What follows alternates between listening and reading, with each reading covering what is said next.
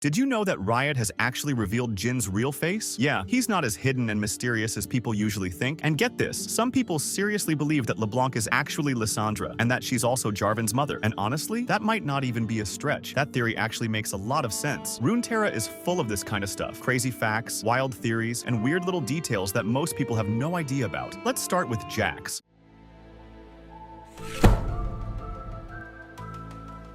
What even is he? This is a question that still confuses a lot of players, and it actually has two possible answers, because Riot kind of left it open to interpretation. The first, and still the one considered canon, comes from the story where Icathia once stood. We see it through the eyes of a young Kohari warrior named Axamuk. Quick background. The Kohari were the elite guards of the Mage Kings of Icathia, deadly warriors who devoted their lives to their rulers. And when Shurima and its ascended army conquered Icathia and killed the last Mage King, the Kohari at the time basically did their own version of seppuku, like what samurai did in ancient Japan. Now, I'm gonna say that carefully so YouTube doesn't come for me. Let's just say they disconnected from the match using their own weapons. You get it? Anyway, after Icathia rebelled against the Shuriman Empire because of all the oppression they were dealing with, a new Mage King rose to power, and with him, the Kohari were brought back. At the heart of that new order, Syjax Kale Rinks, Kohari Ikathan. According to Axamuk, back then Jax, still going by his full name, was this bald giant with skin marked by a childhood illness. He had a pointy beard split at the end and hardened with white chalk wax. And the weapon he carried? A massive halberd with an axe head that he strapped across his back. Only a few in the group could even lift it. Jax was the only one who could actually use it. This came in clutch during a battle in Baizhek, where his weapon was the only thing big enough to cut the head off an Ascended after they brought down half a mountain on the guy. Now back to the story. At the end of the conflict, after the Ascended army and all of Icathia were wiped out, Jax was one of the only survivors. His face was described as a mask of blood, with a deep cut running from above his right eye all the way down to his jaw. There was nothing about purple skin, 3 fingers, or extra eyes. So that suggests that after that, Jax may have been mutated by the Void, maybe from being exposed during the battle, which honestly makes perfect sense. He was right there when the Icathian priests and mages summoned the Void. Weirdly though, the wiki says Jax wasn't mutated by the Void, but that doesn't really add up. It'd be like someone standing near a nuke when it goes off. Sure, maybe they didn't get hit by the shockwave or the heat, but they're still gonna get some radiation exposure. Even Kassadin, who's got that weird magical amulet, is only managing to slow down the corruption, and he's constantly going deeper into the Void Rift in Icathia. So yeah, theory 1, Jax is an Icathian mutated by the Void. But there's another, lesser-known theory, that Jax is actually a mutated sand troll. Sand trolls were mentioned in Ezreal's journal when he was traveling south of the coastal city of Beljun, east of the Shuriman jungle. That would line up with Jax's size and physical strength, and even the fact that he's got just 3 fingers, the purple skin and extra eyes. That could be Void exposure too. If he even has multiple eyes at all, it could just be a visual thing, like a symbol. I say that because of how Master Yi and his disciples connect to the Wuju spirit in Legends of Runeterra. A lot of that is more spiritual or symbolic than literal.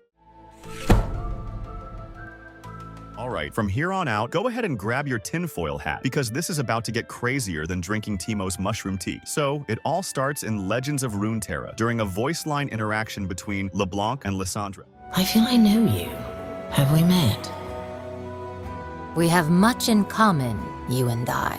Sure, that could just be a nod to the surface-level similarities between them. They're ancient and incredibly powerful witches. They deal with supernatural forces way beyond normal human understanding. They manipulate people to protect their own interests. They both betrayed former masters who are now returning to reshape or destroy Runeterra. They crave power and control. They're seen as villains, but their goals sometimes have a weird, twisted form of altruism, no matter how brutal their methods. They've shaped and reshaped the history of their nations over the centuries. They collect prisoners for strange, dark purposes. They're illusion masters. They can be in multiple places at once. You see where I'm going with this? These aren't just coincidences. They're fuel for a theory that's actually kind of wild. The idea is this. LeBlanc is a fragment of Lissandra's spirit, a piece of her that gained sentience and chose a completely different path, leaving Freljord to go off and hunt for more power elsewhere. For those who don't know, Lissandra has an ability that's very similar to Yon's E, where she can leave her physical body behind. But in her case, it's just part of her spirit that remains in the body, while the rest travels in the dream realm. And here's the crazy part. She's died in those dreams, like a lot. So much that even she doesn't know how many times. Each time it happens, a part of her is lost forever. There is a quote from the Dream Thief that says, "The Ice Witch does not sleep in her citadel. She sleeps anywhere and everywhere and nowhere, sometimes all at once." Then in Hero of the Frost Moon, there's a story that shows Lissandra messing with people's minds just like LeBlanc would. It even shows she has illusion magic. A lot of people don't realize Lissandra can do that. In that story, 2 sisters are in a prison. They kill Lissandra, stab her, she drops dead. But when they leave, the prison collapses. There's this emotional moment where they hug until one of them hears her sister say, "Sisters who listen," and then her voice shifts into Lissandra's. Cold, calm, chilling are the easiest to trick. Then the girl looks at her own hand and realizes she never even threw the knife. It was all an illusion. Lissandra had been in her head the whole time. I just wanted to lay all that out so no one in the comments can say I pulled this theory out of nowhere. Now, fast forward to the Root of Empire cinematic. It shows LeBlanc operating in the shadows all across Runeterra. One of her biggest roles? In Demacia. She appears disguised as a soldier, holding back others from trying to help Jarvan I as he's being grabbed by Sion, about to die. We know she returned to Demacia more than once. In the short story Everywhere and Everyone, we see her chilling in a Demacian garden, even watching Xinjiao. She also infiltrated smaller nations tied to Demacia, something mentioned in the Garen First Shield novel. But things really started getting suspicious with LeBlanc's new voice line. Tell me, Jarvan,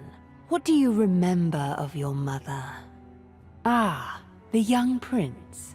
You have your father's eyes.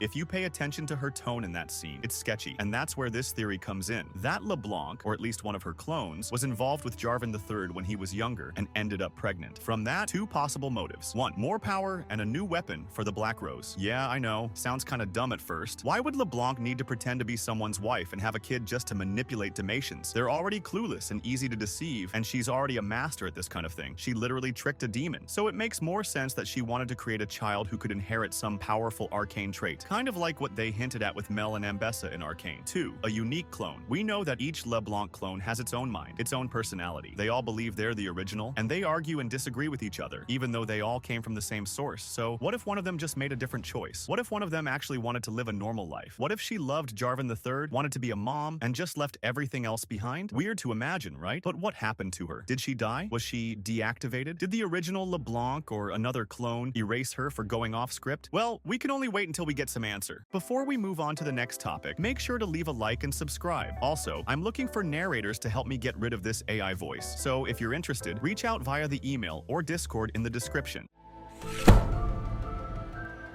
So, Aelia is this young girl who shows up in Alistar's champion biography, and honestly, she gets a surprising amount of spotlight. She's not just some random background character, she's kind, respectful, and treats Alistar with real dignity and compassion, even when he was completely messed up in the head after being forced to fight and kill every day in the arena. Aelia worked as a servant in the arena, probably handing out drinks and food to the VIPs, maybe even cleaning up where they sat. She was far from home, and her homeland had been taken over by Noxus. Basically, she was living in a kind of slavery. Tired of that life, she came up with a plan and shared it with Alistar, and it didn't take long before they put it into action. She managed to get the key to Alistar's cage, and the two of them escaped and made their way to the river. That's where they were supposed to catch a boat heading south, but of course they got spotted by Noxian scouts. Alistar snapped, went into a rage, and just started beating the crap out of those soldiers. Meanwhile, the boat was already leaving, and Aelia was calling out for him, but by the time Alistar calmed down, she was gone. No sign of her or the boat. He kept walking, even reached the spot they were supposed to arrive at, but there was no trace of her. He doesn't know if she got caught or killed. To this day, even while he fights for the weak and oppressed, starting rebellions in lands conquered by Noxus, he's still searching for her, and that's where it ends. Riot gave all this focus to Aelia, made her feel important, and then just nothing. No conclusion, no follow-up. She totally could have been turned into a champion. The community usually loves when secondary characters step into the spotlight, like Kai'Sa, Senna, or Yone. But even if Riot didn't want to go that far, they could have at least added her to Legends of Runeterra. They've done that before with characters like Nora, Yumi's master, who wasn't originally a champ. And look, Riot had the perfect chance this year with the Noxus expansion in Elor, but once again, nothing. On top of that, the recent Noxian comic arc also helped establish a bit of a timeline for Alistar's story. In the Mel comic, Alistar's still a gladiator in the arena, while in his biography, he's already free and fighting for justice.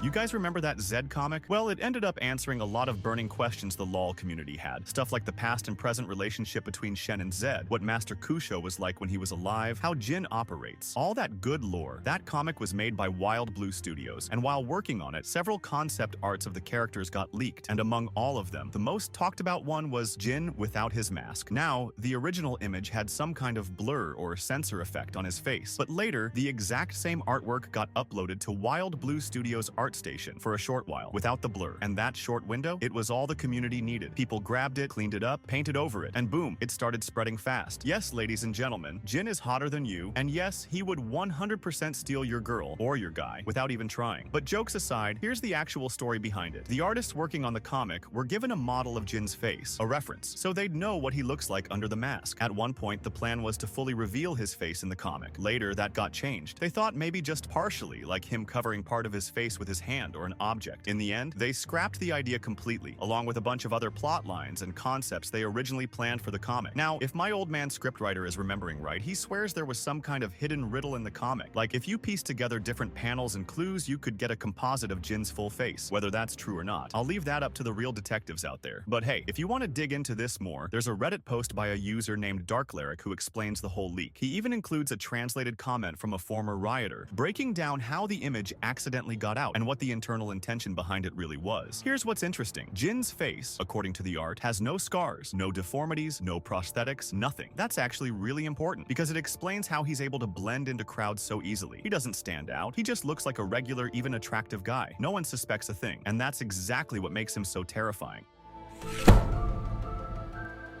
Let's talk a bit about Ixtal, both its future and the massive lore hole that Riot kinda left hanging. So, when Riot first dropped the teaser for Kiana, they told us we'd be discovering a new region in Runeterra, a place that would actually get explored. That image on screen shows Piltover doing exactly that, and I mean literally. In the story Fit to Rule, Kiana and a servant named Bale head over to a village called Tikris. She had heard the local mayor had died, and turns out the guy had been trying to stop one of those massive drills from cutting down the local trees to feed some mines run by Piltover. They don't give much detail about what exactly the trees were used for, maybe fuel, maybe some kind of resource. But what's interesting is how Ixtal is rich in minerals, nature, magic, everything. So it's totally possible they're extracting some new kind of material from there, just like they used to do with the Brackern crystals. If you remember Skarner's old lore, that's what I'm talking about. Doesn't even matter anymore, none of that is canon now. So, could Piltover be hunting for something game-changing again, like a new hex tech? Honestly, I wouldn't doubt it. Same with the idea of an upcoming war between Ixtal and Piltover. We're already seeing violence and death, like what happened in that story. It escalates when Kiana, on purpose, leaves the path to Tikris exposed. That's because her sister Mara refused to step down as mayor after the last one died. The next day, 10 miners showed up and straight up massacred the village. Half the people were killed and the rest ran and hid. Even Kiana's sister barely made it out and ended up traumatized. She eventually gave in and resigned. That's her in the corner with her hand near her mouth. But that's not the end of it. There's another story called The Axiomata. This one is from the perspective of a young guy named Alie, who's a student of a Yuntal. For those who don't know, they're a ruling caste that basically runs Ixioken, Ixtal's capital. Think of them like top-tier elementalist overlords. These people hold on to ancient secrets passed down for generations. Anyway, back to the story. Our boy Alie grows up thinking the outside world is destroyed, that nothing exists beyond Ixtal. But once he proves himself to his mentor Mivasim, he gets to take the Vidalian test. So, inside Ixauken, there's a huge chamber that's right in the middle of Ixtal, and according to their beliefs, also the center of all Runeterra. Hanging from the ceiling is the Vidalian, this ancient artifact that turns magic into visions. When someone stands beneath it, they have this crazy spiritual experience and see the outside world, how it actually is, which obviously is not what they were taught. So Alie sees icy lands, people, all sorts of other places, and he's like, wait, what the hell? There's life out there? That moment hits hard. He realizes that everything he believed, everything his village believed, was a lie. The world isn't dead, it's thriving. And there's other types of magic too, not just elemental. Ixtal runs on elemental magic. It's literally their whole life. So imagine how wild it is for this dude to realize, yo, we're not the only ones. And honestly, we ain't even all that. Even Skarner is barely known to most people. Only the top-tier Yuntal folks even know he exists. So Alie finally understands the real purpose of the Yuntal, to keep this lie going. And even though he's hurt and feels betrayed, he still passes the test. Most people who take the Vidalian test fail because they can't handle that truth. But during his trial, Kiana is there watching him, smiling. And once he officially becomes Yuntal, she pulls him aside and tells him that during her own trial, she saw something incredible, a primal force lighting up the sky, something she's only ever seen in ancient ruins. She says people have fought wars over that power, which lies far outside Ixtal, totally unchecked by the Yuntal. She points out how the Yuntal are powerful, but they do nothing, and that kind of power shouldn't be ignored. So she takes advantage of Alie's confusion and gets him on her side with that classic, "we're gonna change the system together" speech, and you know he won't be the last. Kiana's plan is clear. She's gonna start recruiting more Yuntal until she has enough to pull off a full-on coup. She'll rewrite the whole system of Ixioken, crown herself empress, and claim every bit of land she thinks belongs to Ixtal. She hates how passive her people are when outsiders show up, how they cling to old rules and traditions instead of fighting back. They'd rather stay hidden than defend themselves and show off the power of elemental magic. They say fighting outsiders only brings war, hate, and disease. But Kiana, she wants to throw hands and dominate. She wants the whole world to know who she is and bow to her elemental empire. During the whole Sentinels of Light event, someone actually asked why Rengar was the rep for Ixtal instead of Kiana, and a rioter said she was busy with something big. So yeah, it's pretty much guaranteed that Riot's cooking something huge with her, unless they forgot. Again, that classic Riot move. They drop a new idea, then just pretend it never happened and jump to something else. That's how we end up with so many plot holes and contradictions in Ixtal's lore. Like, if you actually pay attention to both of the stories I mentioned, there's a massive disconnect. One shows outsiders straight up slaughtering a village. No way that goes unnoticed. And in the other, people act like they don't even know the outside world exists. So, is it just the folks in the capital who got brainwashed into believing that? Actually, no, because Alier's village is super far from Ixauken. So yeah, Riot probably just forgot or scrapped the idea entirely. And then there's Skarner's new lore after the rework. He's now the protector of Ixtal. Back in the day, he convinced Ixtal to isolate themselves from the rest of the world because of stuff like the fall of Shurima and the Rune Wars. Okay, fair. But if that's true, then why is he letting Piltover mess around in his territory now? He can literally feel outsiders coming. His bio says he built this underground chamber below Ixauken that amplifies the vibrational flow of the whole continent. So he hears everything. It's like Toph from Avatar, but on a way bigger scale. And after centuries, maybe thousands of years, in the dark just listening, Skarner's kinda snapped. He's extreme, unstable, so him letting intruders walk all over Ixtal makes zero sense. He should be straight up erasing them, and he wouldn't even have to leave his cave to do it. And then there's Arcane. In the last episode, when the automatons shut down and Jace goes to that other dimension, there's this quick moment where you can see a building with the symbols of all these different regions, and Ixtal's crest is right there. Could just be a fun Easter egg, but it messes with the story. Makes it seem like Piltover's doing business with everyone, even Ixtal. Maybe it's just a portal to the Ixtal jungle, whatever, but I doubt it. Feels more like Riot just didn't think it through. Again, and don't even get me started on Runeterra's origin story. First it was Shurima, then they switched it to Ixtal, saying it birthed 3 other cultures, the people of the Blessings, the Buhru of Bilgewater, and something related to Targon. But now, in Skarner's rework, it says the first Ixtali weren't even from the jungle. They were immigrants from the east, and that east is being hyped up a lot lately by Riot. That's where Kamavor is, the place Neela is from, called Kathkin. She even says the ancestors of the Darha, aka the reincarnated Karma, came from the same land, which opens the door to Ionian people originally coming from Kamavor too. Maybe they were from Kathkin or some other lost eastern nation, or maybe not. Maybe just some folks made their way to Ionia. Not necessarily the first Ionians ever. I mean, Ionia is ancient, like 10,000 years of history level ancient. But who knows? Maybe not Kamavor exactly, but definitely somewhere in the east. I could probably make a whole video just about how important the east of Runeterra is. I just don't know if that would pull any views. I'll wait for a comic, cinematic, or something about the east before going all in. Imagine a Kamavor show though. That'd be insane. Anyway, that's it for now. See y'all in the next video.